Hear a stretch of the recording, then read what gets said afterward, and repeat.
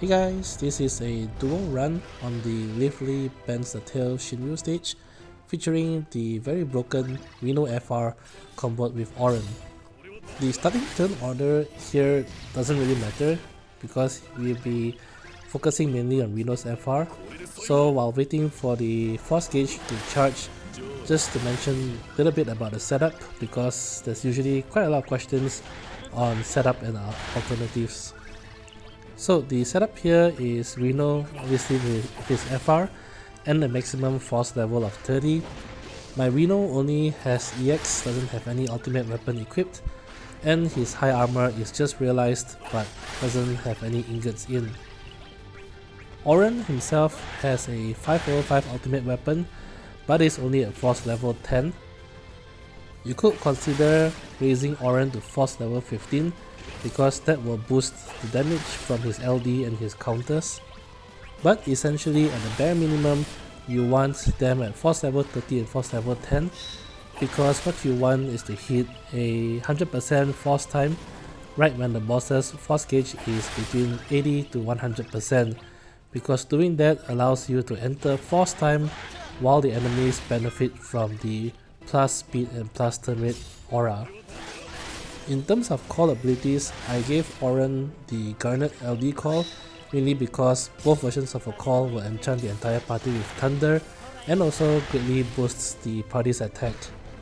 If you don't have Garnet Call, you can also use another thunder enchant call such as Kral or Ash. And if you don't have those, it doesn't really matter actually. The call ability on Auron is pretty flexible. You can also use something like a Cyan Call to do big damage when the force bonus is at 999%.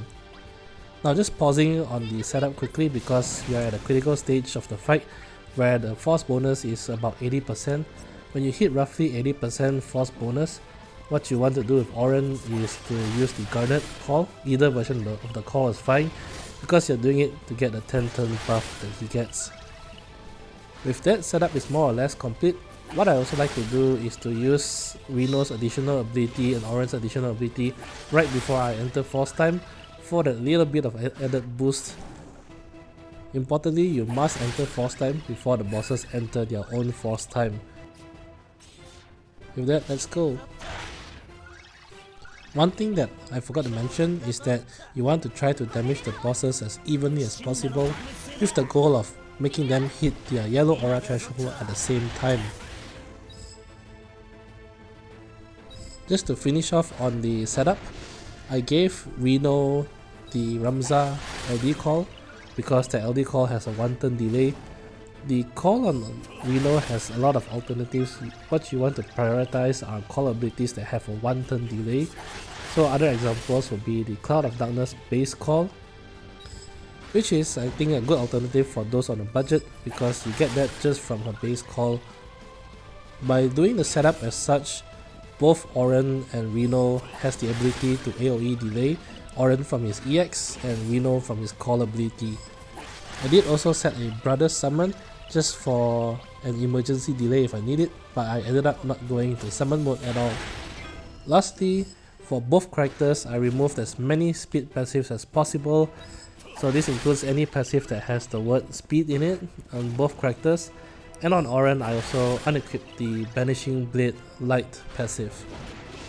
By making your characters as low as possible, this actually increases the number of turns that the bosses have and will increase the number of counters that you can capitalize on while you're on force time.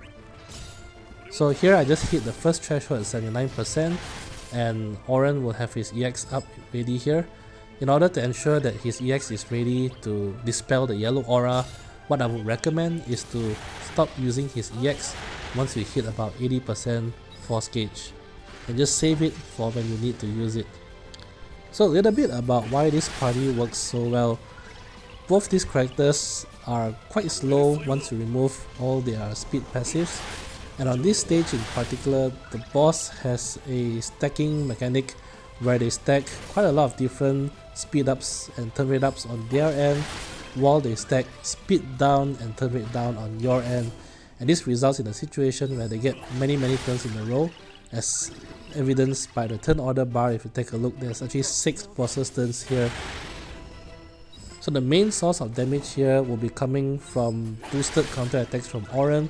Eventually the force time bonus will actually hit 999%, so you'll be hitting a 10 times damage multiplier counter with Auron, which hurts quite a lot, especially since I have a 5/5 ultimate weapon on him.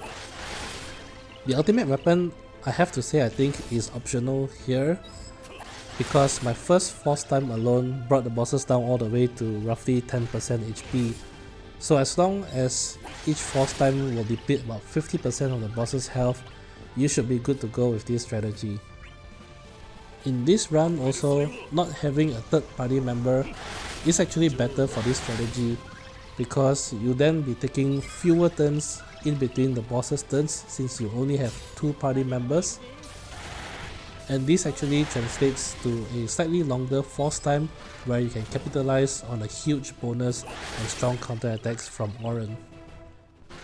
Auron himself works really well on this stage because the bosses only have single target attacks, and while their tail drill attack like so seems quite dangerous because they inflict a 70% max HP down, doesn't really matter for Auron because he still has last stand.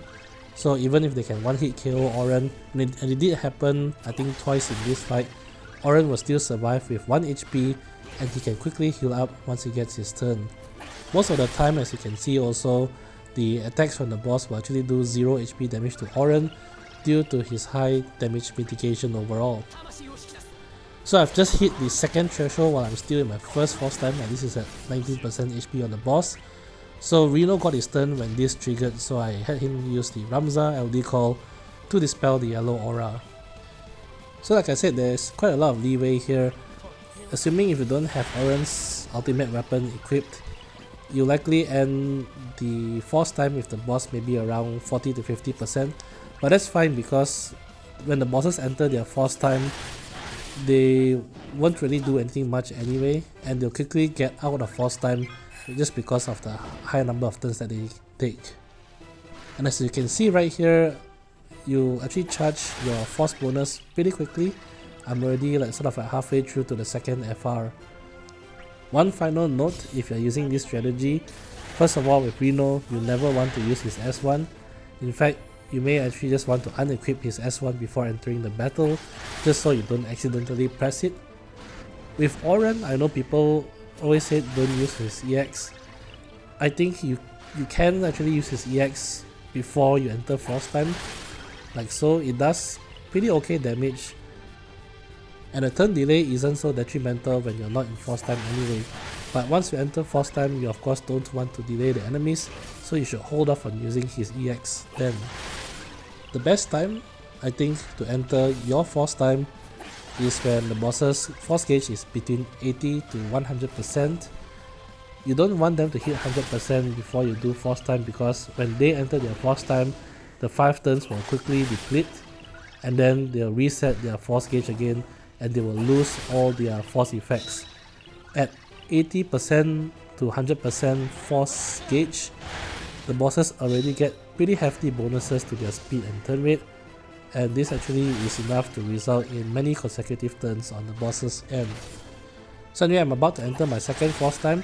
You just have to do the same thing as your first, which is when you are between 80 to 100% force, you want to use additional abilities as well as the Garnet LD Call to refresh the buff.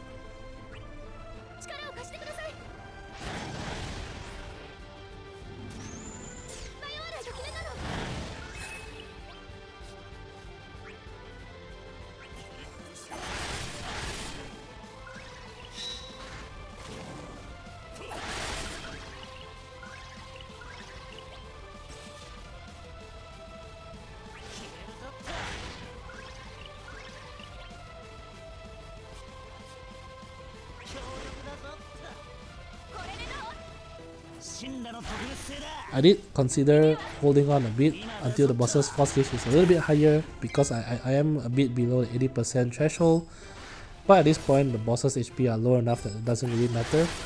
Now that I've activated force time again, it's just a matter of waiting for the bosses to get counted to death.